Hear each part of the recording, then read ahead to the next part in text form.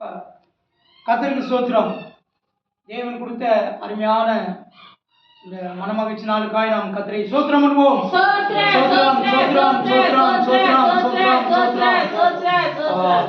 இந்த நாளிலும் கூட கர்த்தருடைய சமூகத்தில் கூடி ஆராதிக்கும்படியாக தேவன் கொடுத்த தயவுக்காய் ஸ்தோத்திரம் பண்ணுவோம்.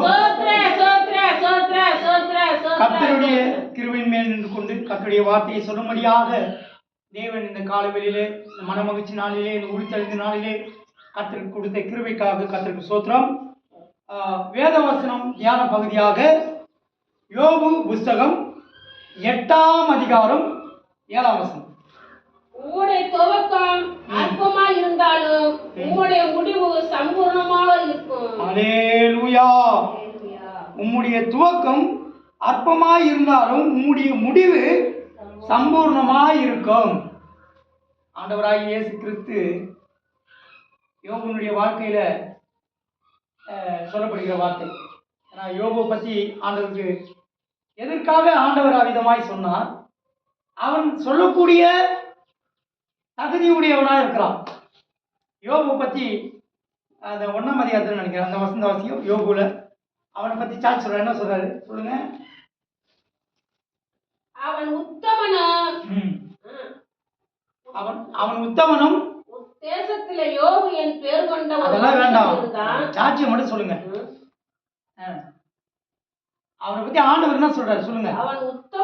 அவன் உத்தமனும் சன்மார்க்கனும் தேவனுக்கு பயந்து பொல்லாப்புக்கு விலகுறவனுமாய் இருக்கிறான். அவ்வளவுதான், இதுதான் அவருடைய சாட்சி. இந்த இடத்துல நம்ம இருக்கோமா? நீங்க இருக்கீங்களா? நான் இருக்கேன்.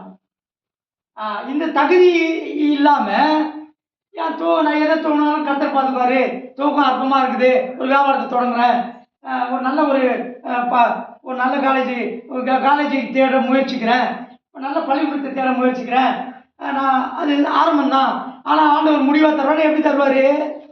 இந்த யோபுக்கு தந்தாருனா அந்த வார்த்தையை அவன் அதுக்கு தகுதியுடையவனாக இருக்கிறான். அல்லேலூயா. எந்த விதமான தகுதி இல்லாம நான் தொடங்கிட்டா ஆண்டவர் பார்த்துப்பாருன்னா ஃபெயிலராக முடியும் போது சிலர் தொடங்கும், சிலருடைய வாழ்க்கை தொடங்கும், நல்லா இருக்கும். அதுக்கப்புறம் பார்த்துட்டு நாளோடைய நட்டோட்டுக்கு வந்துடும். தட்டக்கூடாது, வாங்கி ஒரு சத்தம் பண்ணக்கூடாது. என்ன சொல்றாரு? நல்லா பிஸ்னஸ், கடை, 1க்கு 10 கடை, 10 கம்பெனி, இப்படியே பெரிய லெவலில் நல்லா காரு, 4-5 காரு, 4-5 வீடு, அது இதுன்னு அப்படியே ஓகோன்னுக்கும். கடைசியாக பார்த்தா துவங்கும் போது நல்லா இருக்கும், நல்லா போயிட்டு இருக்கோம். திடீர்னு பார்த்தா நடுக்கு எல்லாமே கைவிட்டு போய் இழந்து போய் நடுத்தரில் வந்து நிற்பான். ஏன்னா ஆண்டவர் இப்படி தண்டிச்சாருன்னுவான். ஆண்டவர் எங்கேயா தண்டிக்கிறான்? வேதம் சொல்லுகிறது, சகலமும் பரிபூர்ணமா இருக்கும்போது உன் தேவனாகிய கர்த்தரை தேடாமல் நீ குறைவுபடும் பொழுது உன் தேவனை தேடுவதுங்க. சகலமும் ஆசீர்வாதமா பரிபூர்ணமா நல்ல வசதியா இருக்கும்போது தேடவும் மாட்டாங்க. நேரத்துக்கு ஜபத்துக்கு வர மாட்டாங்க. ஆலயத்துக்கு 9 மணினாக்கா 11 மணி முடிவு நேரத்தில் வந்து உட்காருவாங்க. ஆலயத்தில் பாட மாட்டாங்க. சகலமும் பரிபூர்ணமாய். ஆண்டவர் யோபை பற்றி என்ன சொல்கிறாரு? அவன் உத்தமனும் சன்மார்க்கனும் தேவனுக்கு பயந்து பொல்லாப்புக்கு விலகிறவன் உத்தமன். இந்த உண்மை உத்தமத்தை பற்றி உலகத்தில் ஒரு மனிதர் சொல்றாங்க, உத்தம காந்தியடிகள். ஏன்னா தேசத்துக்காக உண்மையாக உழைத்த மனிதர். அதுக்காக இன்னைக்கும் அவருடைய போட்டோ தான் நம்ம மணியிலேயே பணத்தில் கூட காந்தியடிகள் போட்டோ இருக்குது. காரணம் அவர் உத்தமன், உலகத்தில் உத்தமனாக இருந்தாரு. சமுதாயம் கனம் பண்ணது. அதிகாரி பெரிய மினிஸ்டருடைய போட்டோ கூட வரல, பிரதமருடைய போட்டோ வரல. ஒரு மனிதன், தனி மனிதனுடைய அந்த பணத்தில் ரூபால காந்தி போட்டோ வருது. அவன் உண்மை உத்தம காந்தியடிகள். நான் படிக்கும்போது பார்த்துருக்கேன். அப்போ உண்மையை தான் எதிர்பார்க்கிறோம். நம்ம பரிபூர்ணமாய் இந்த சமுதாயத்தில் உலகத்தில் ஆசீர்வாதமா நல்லா வச்சிருக்கும் பொழுது ஆண்டவரை தேடுறதில்லை. ஆனா யோபை பத்தி அவன் உத்தமனும், பாத்தீங்க, அவன் உத்தமனும் சன்மார்க்கனும். போதும், அவன் உத்தமனும். முதல் பகுதியே உத்தமம். அதனாலதான் அந்த வசனம் அவனுக்கு தகுதி. யோபு 8:7 வாசிங்க. நீங்க வாசிங்க, அது உங்க ஊழியம்.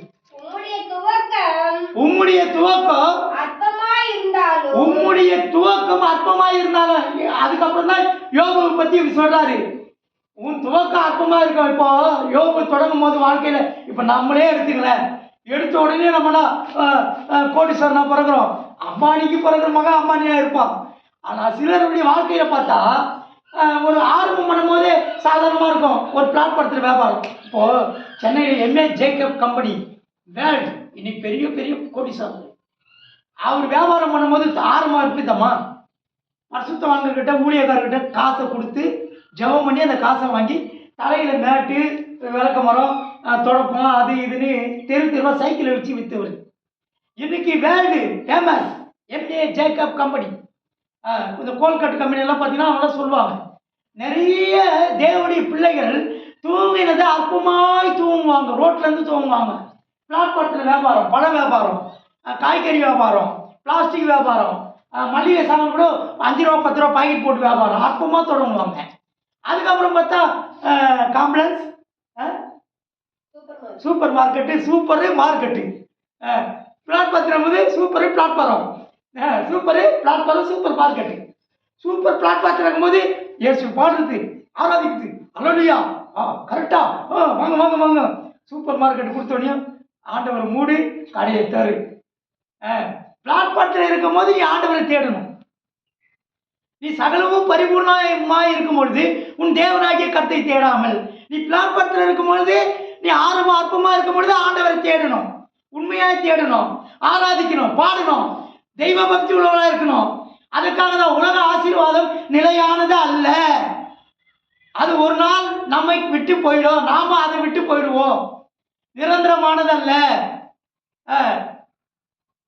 பரலோகம் தான் நிரந்தரம், தேவனுடைய ராஜ்யம் தான் நிரந்தரம். அவர்கள் கொடுத்த சமாதானம் நிரந்தரம், சந்தோஷம் நிரந்தரம், இளைப்பாறுதல் நிரந்தரம்.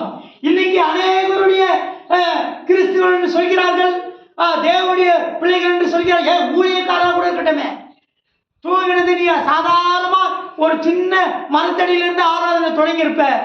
இன்னைக்கு பல கோடிகள் கணக்கான பயங்கரமான டைல்ஸ், கிரைண்டுகள், ஏசி எல்லாம் போட்டு ஆராதிக்கக்கூடிய மகிமையான காரியமாய் மாற்றினது யாரு? ஆண்டவர்.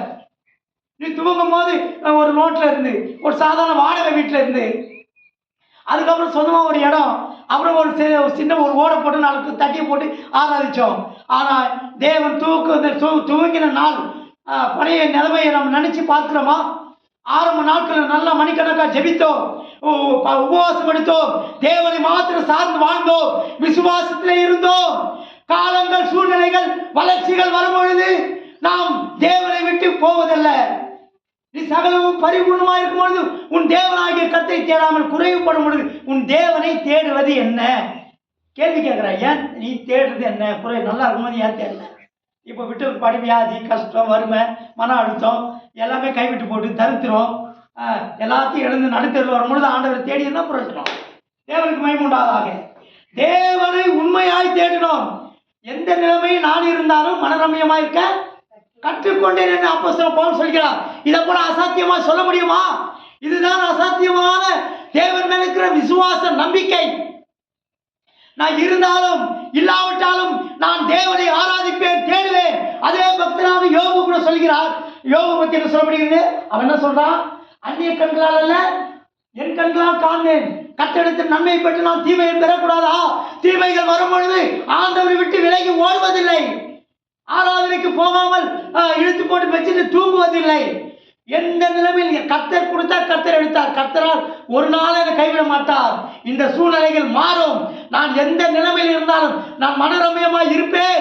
கர்த்தருடைய அனுமதி இல்லாமல் என் தலைமுடி ஒன்றாகி விடாது. கர்த்தர் கட்டளையிடாமல் காரியம் சம்பவிக்கும் சொல்கிறவன் யார் என்று வேதம் சொல்கிறது.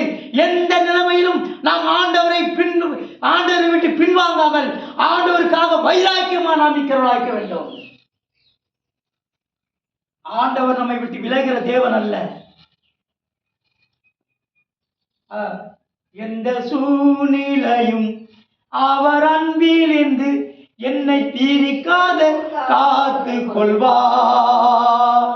எந்த சூழ்நிலையும் காத்து கொள்வார். என்னை நம்பியவர் தந்த